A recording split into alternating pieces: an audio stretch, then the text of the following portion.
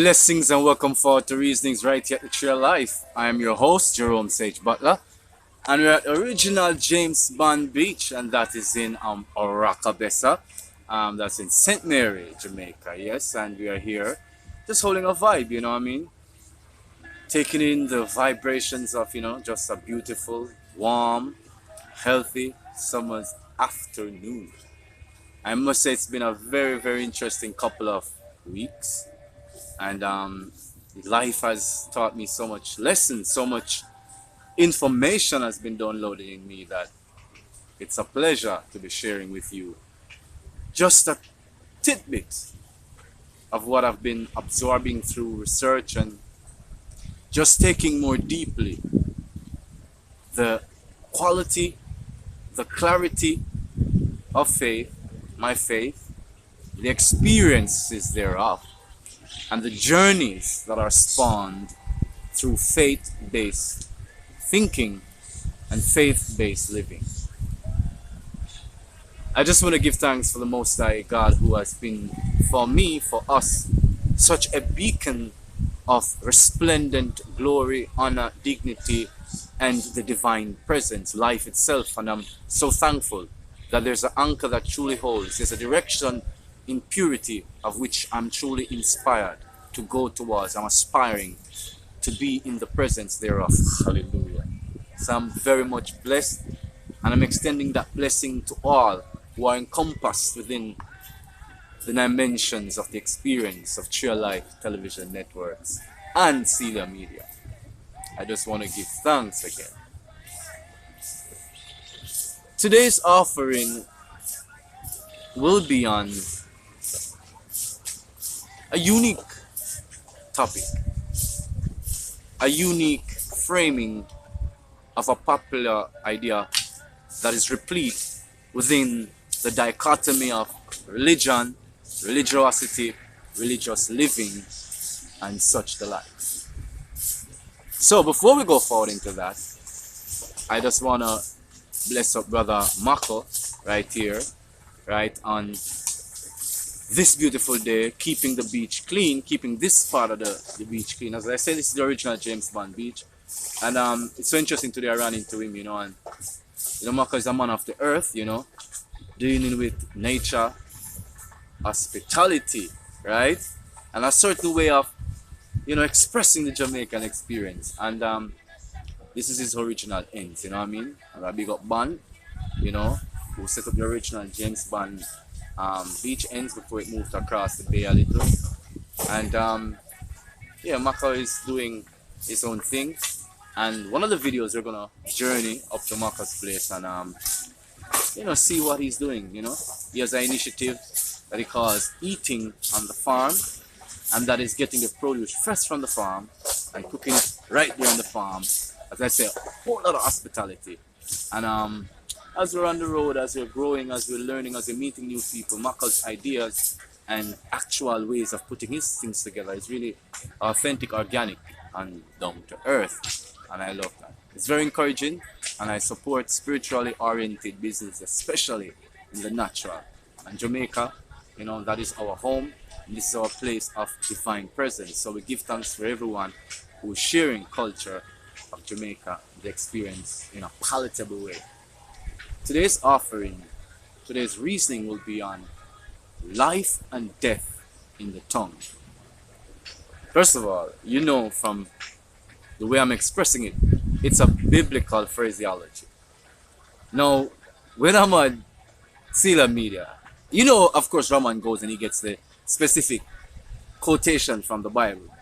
Not disrespecting the biblical ethos and such, but I'm roundabout. So I can't tell you exactly where. I mean, I could have just Googled it to play smart.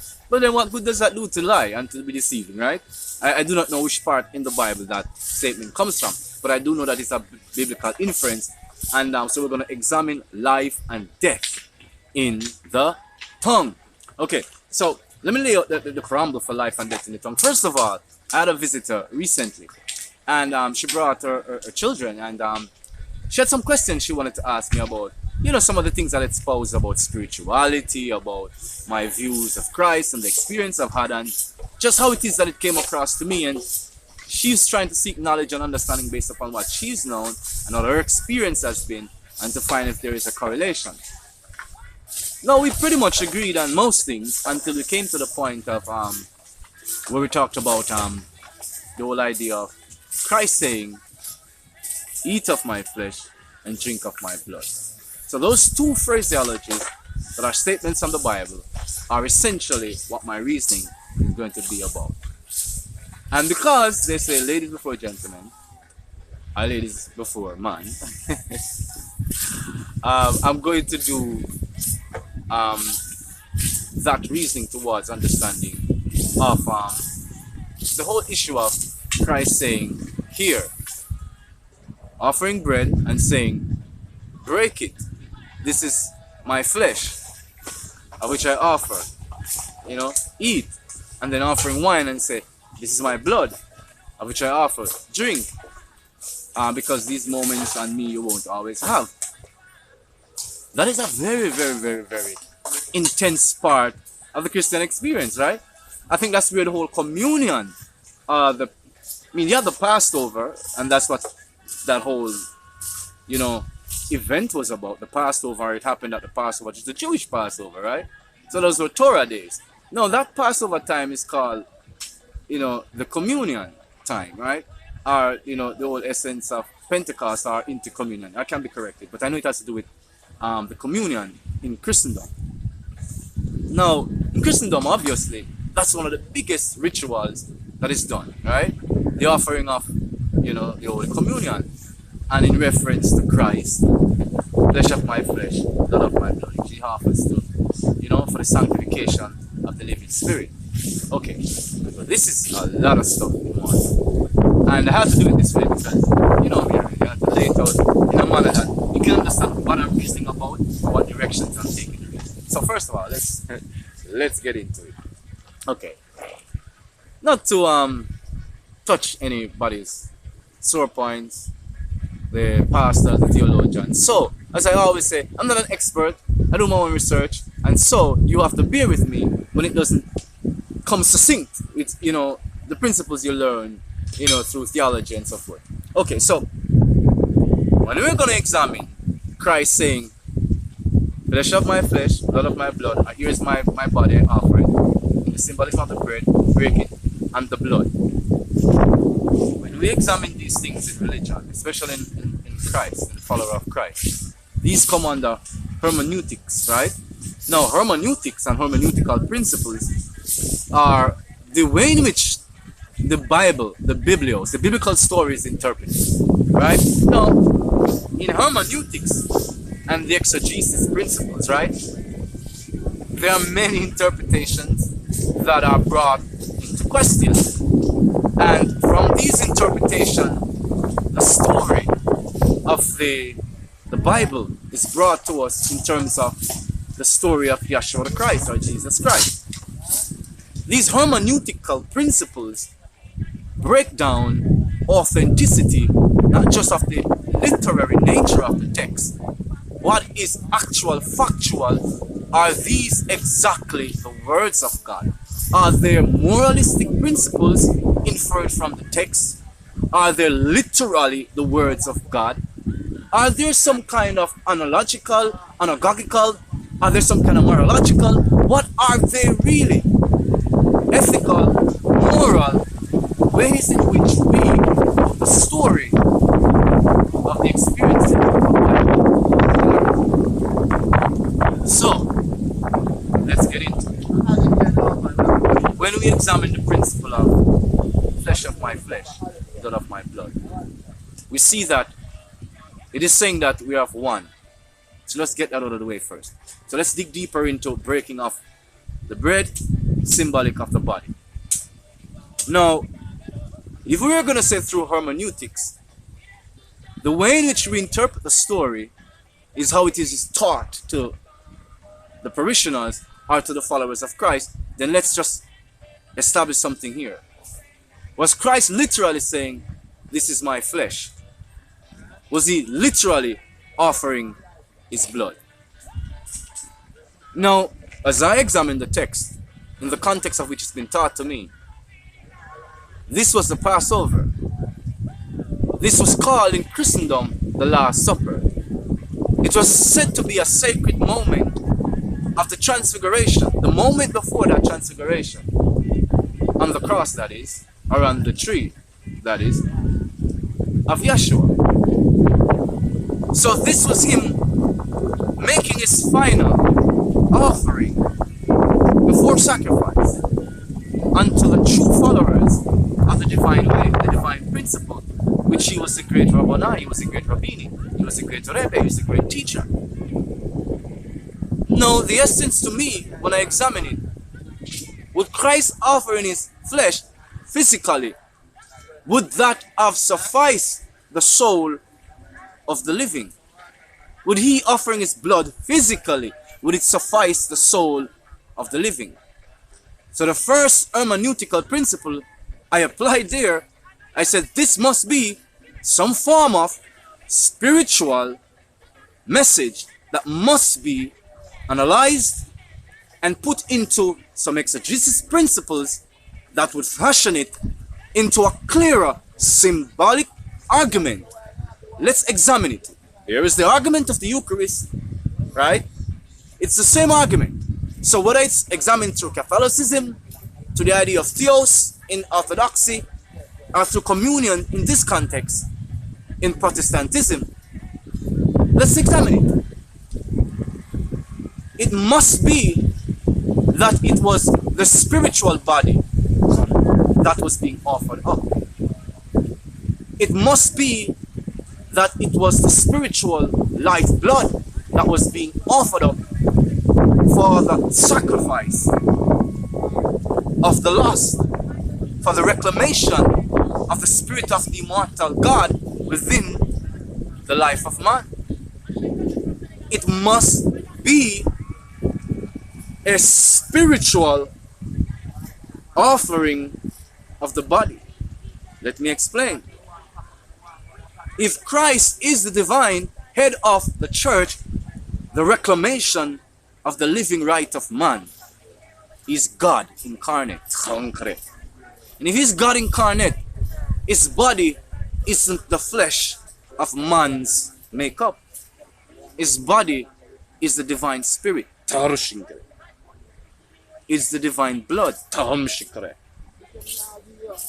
So he was offering entrance through his sacred nature, the ultimate sacrifice of becoming one with him who are the keys to the kingdom and to the abyss. It must be of the spiritual lifeblood through Christ Jesus he was offering. It could not have been a physical blood sacrifice and ritual. Let us frame the argument in a greater context.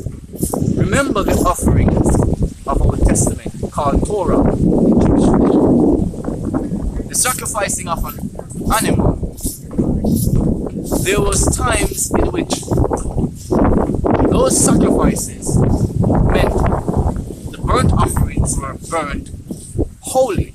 There was time that those burnt offerings were sheared, that the priest had a shearing thereof. But if we were to say, literally, through hermeneutics and exegesis principle, that Christ is offering up his flesh, then it would be said that in Old Testament, that the Almighty God was asking of human beings to sacrifice flesh to his desire, to satiate their desire, to appease his justice. When he's not man to desire the supplication of flesh or the application of flesh. He's not man to digest. He's not of this reality to digest and to eliminate biological matter. So if even in the Old Testament sacrifice, the slaughtering of the lamb, the first fruits of your produce, and the firstborn of your husbandry and your animal rearing, It wasn't in a literal sense that God desired the savory smell of flesh or the taste thereof. These are all in context of man's idea of himself. What are sacred meats and sacred such? These things are not godly. These are man's own divine views of himself.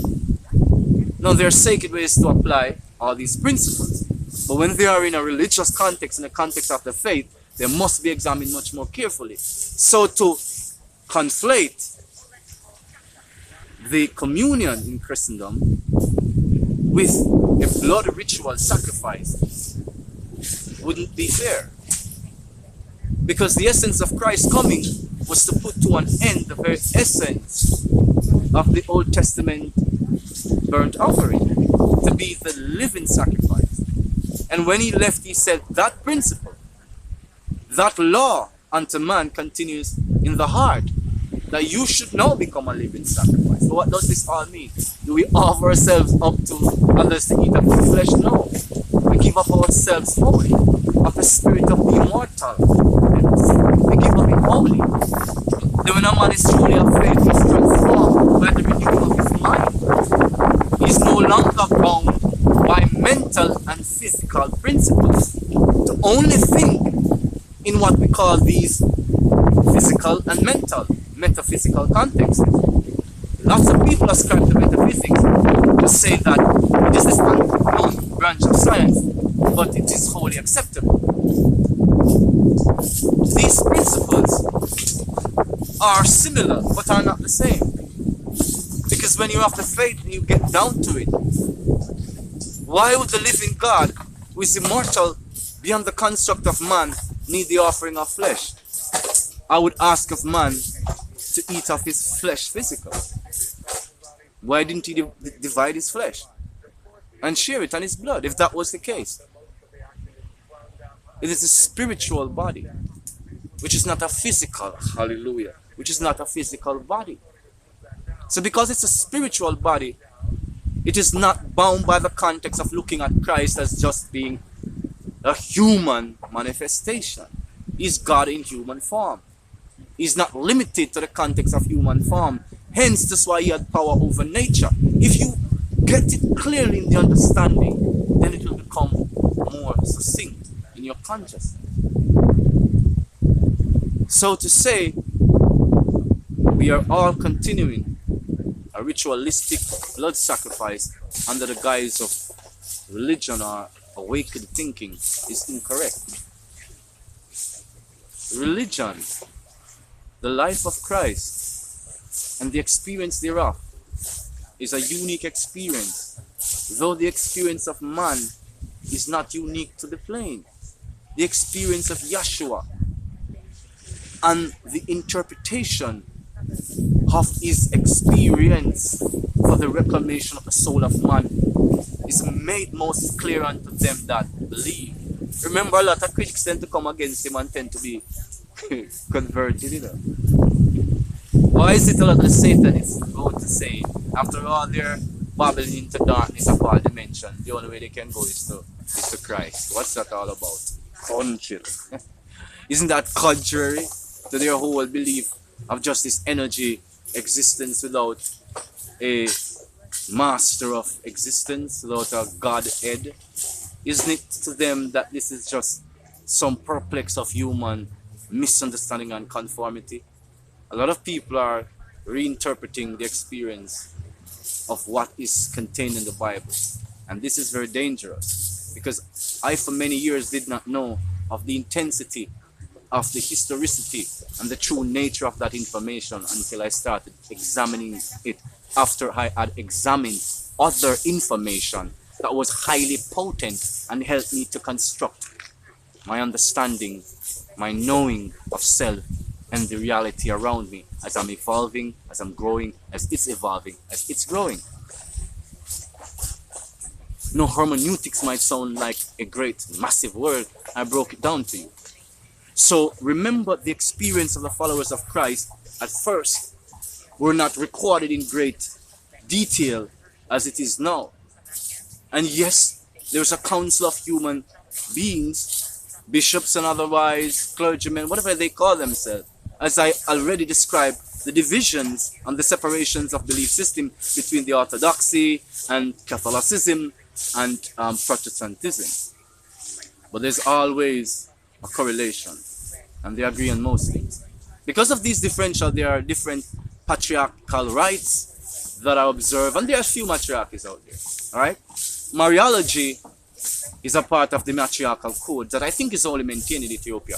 I mean, again, I'm no expert, but I can tell you, even in some of the patriarch, they call patriarchs, right? It's patriarchs, right? It's masculine.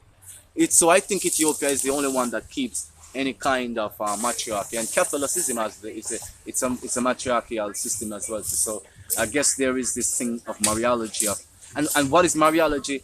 Is to look at one of the little portions of hermeneutics. It's that I don't think Protestant church looks at this, because I wasn't looking at it because of how I came to Christ through this Protestantism. So let me be very clear in this. Again, I'm learning, I'm growing. But what I understand about Mariology and what I get from it, not just from what the context of what the theologians say, from understanding that here in Protestantism, we're always talking about the reclamation of the personage of Adam to the second Adam, which is Christ, Yeshua and Christ Jesus. But we're never talking about the reclamation of Eve in Mary, the mother of Christ. But it is so weird that Catholicism approaches it, and the Orthodoxy approaches it, right? But it's so strange that it's not approached much in Western context. I think there's just this sexistism wherein the old essence, I don't know how Protestantism came to be so patriarchal and exclusively so, but I think it's because it rose up most in the context of Europe. Martin Luther was a great part of that Reformation from early Catholicism. And what I come to understand about the patriarchal system and the patriarchy, rather, let me just call it what they are, in terms of Orthodoxy, and the patriarchy, or the matriarchy in terms of Catholicism, they probably split 1,000 years ago. So there is just some similarities but a great indifference. And some say the black pope or the white pope because of, I guess, the color they wear. Or so there's just a whole lot of things around it. If you do your own research, you can see what I'm talking about. So what I'm saying is that flesh of my flesh, blood of my blood. When Christ say he's breaking bread, offering his flesh, offering his blood, it's the living spirit. It is the living lifeblood, which is the living immortal presence, which is the Almighty God, which is our Maker. You understand? That is the context. He's giving of us that entrance and equality within himself, that we are within him. Hallelujah. And he is within us. We have a mind. He gave us a sound mind, the living God, to look at these things. So while hermeneutics and exegetical and the exegesis principles of literary and literal analysis and interpretation, observation of biblical codes and edicts, it doesn't matter, because the faith has to be personal. You have to come into a living contact, whether it's called theos in Orthodoxy, right, or the Eucharist or union through the communion, whatever it is.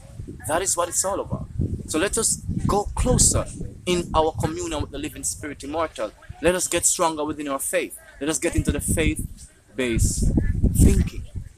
This is essential. It is essential. Leave comments and we can continue. Next, life and death in the tongue. Now, understanding and coming to a knowing of who we are as blessed divine creatures that were progenited through the Spirit of the immortal God, who alone created us, made this existence. And by that living Spirit that Christ has returned in us, the knowing and the presence thereof, to have the divine code within us, then we become clear in understanding one thing. What is that clarity? That here it is that we, like our Maker, speak life of life, speak life into life, speak death of life, speak death into life. So let's examine again. Using the hermeneutical principles that we just examined, the moral, ethical, literal, or the anagogical, the spiritual, you know, the mystical understanding of a context, let's get into it. Life and death in the tongue. Let's examine it.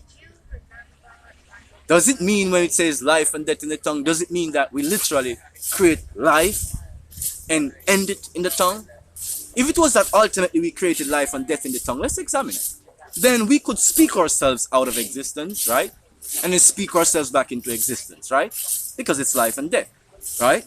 So first of all, in the hermeneutics, in the exegesis principle and the exegetical principles, right, and in manner of examining that argument, we can clearly see by evidence and observation, right, and you can practice to see, you can try that for yourself, that it couldn't be a literal interpretation. So we must ascribe to it some form of spiritual, mystical, even poetic, right, some deeply internal, divine meaning to it that is relatable, actual, and is manifest. So let's get into it. What would it mean to say life and death in the tongue? Life and death exist outside of the human control.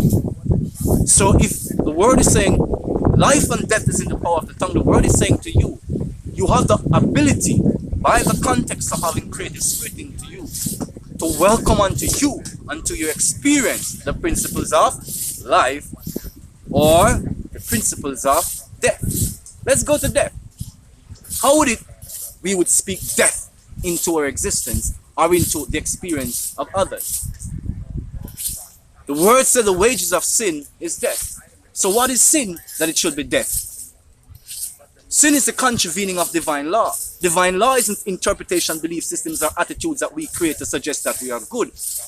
It's divine, it is actual, it is how things are. So contravenience, breaking of divine law causes consequences, which we call sin. The repercussions thereof of sin, as we are known, and so we have taught and come to know, the wages of sin is death. So therefore, by us activating the sinful, negative, death-orienting principles, right, we hasten unto ourselves a destructive environment, a destructive behavior, a destructive way of being, to a destructive experience that ultimately leads to the destruction of not just the physical body, but the soul. And why is it very important that it should extend to the soul? Because that is the context that we should go into. Because we're still not yet examining the life, we're still on the death. Now, why does it go onto the soul? Why would it be the wages of sin would lead unto the death of the soul? Because let's examine it again. If it was merely leading to physical death, then those who are most clean and pure amongst us would still be alive to this very day, wouldn't they? Why would Christ be dead?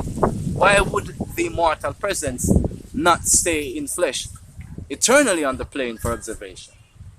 So it couldn't be that not sinning will prevent you from not dying in the physical, and sinning makes you die in the physical.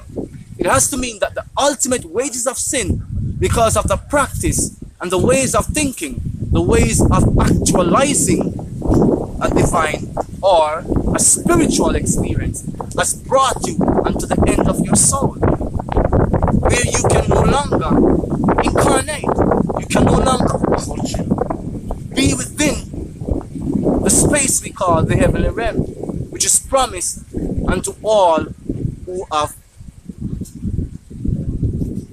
moved on from life into the realms of death to be called back to life in the immortal realms. So while the body dies, decays, the soul sleeps. The essence of Christ even going down to Sheol, to Hades, to hell, was to save the sleeping souls of those who are still pious in some degree. Many had died without the word, who was the resurrection of even their very lives.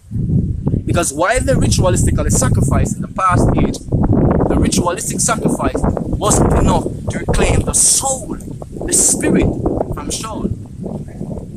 So the wages of sin is death. It's about the death of the soul, where you are no longer God's possession. You become the possession of the fallen.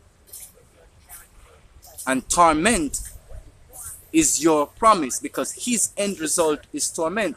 I hear a lot of people says the whole essence of Sheol or hell is to torment humans. No, it is to punish and to for justice to be done for the fallen. You can read it in the word, it says it clearly.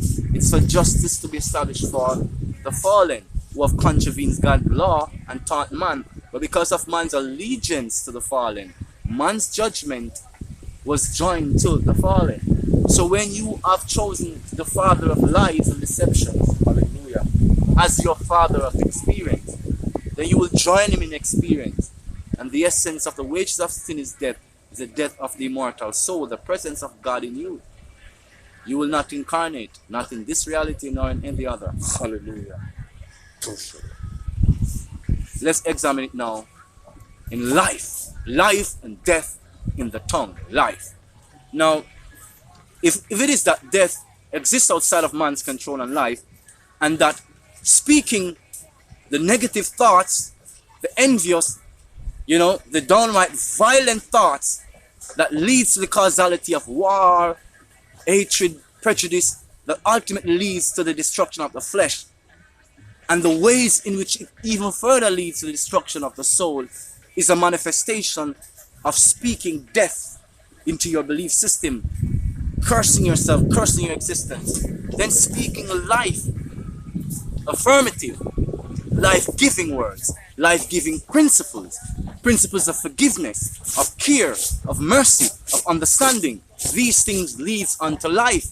Because if conflict stands one sure end result to end in more conflicts and separation, then love, truth, and the desires thereof as one clear end. Peace, love, and happiness, the eternal natures thereof, is made manifest. Now the ultimate love in spiritual context, speaking life into your spirit from the heart, where the law of God is placed towards your morality. You welcome the spirit of the immortal, the new personage through Christ, the second Adam, which reclaims your immortality unto you. So you apply these principles unto your ways of life. Then now you see, wherever you go, life reflects the goodness of your thinking, the goodness of your aspirations. You see the divine law in operation. You see Christ, you see the divine creator in actuality. Now you might philosophically have interpretations thereof. You might have a million viewpoints as to what it is. But the obvious nature of it is you will say you are happy. It doesn't mean that you will not die in flesh. It does not mean that saying life means I will stay alive and not die. Because it isn't the death of the flesh, and it isn't the life of the flesh immortal. It's the life of the soul, the spirit immortal. That's what we give strength unto when we speak life, of life, life into life.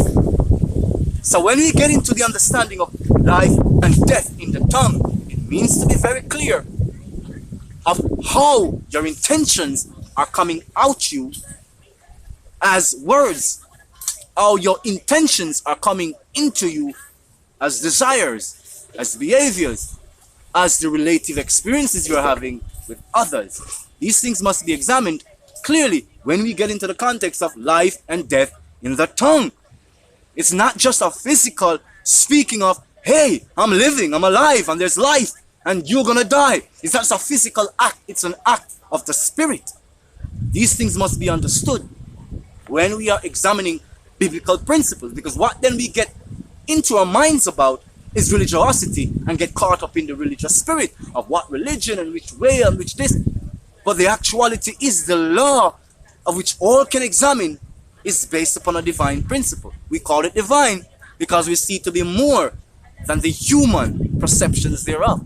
We have understanding to a degree of it. We are not completely aware of its complete ambits, design, or dimensions. It is not for us to get angry, for us to spend our entire lives pondering, but it is to know that the living God is within us, as living beings, as living entities. And such as we know that the living God is within us, that is how we are alive. So what does that mean in the context of all this reasoning?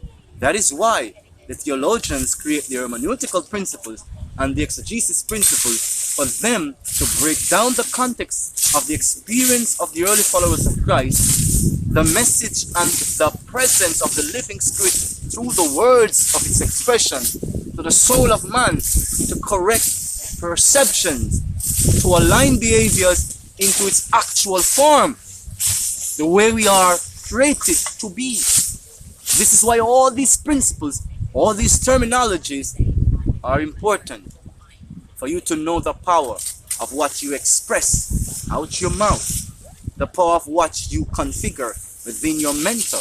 God gave you the living spirit immortal. In Christ, the reclamation has made you an immortal spirit, living as you were created to be. So you can knock and it shall be opened. Seek and you shall find. Ask and it will be answered. Seek with the trueness of the Spirit and you will understand. When you speak life into the living, your experiences thereof are complete with more values. Much more values are expressed when we overcome the powers of death within our system, within our language. That is why the Rastaman says life or death. That is why the Christians speak of the conquest of Christ's resurrection from the grave. The Spirit, the divine way, is made complete by our behaviors, by how we apply ourselves into the principle, and the principles into us. The principles become us. As we become the law, hallelujah, we become the love thereof.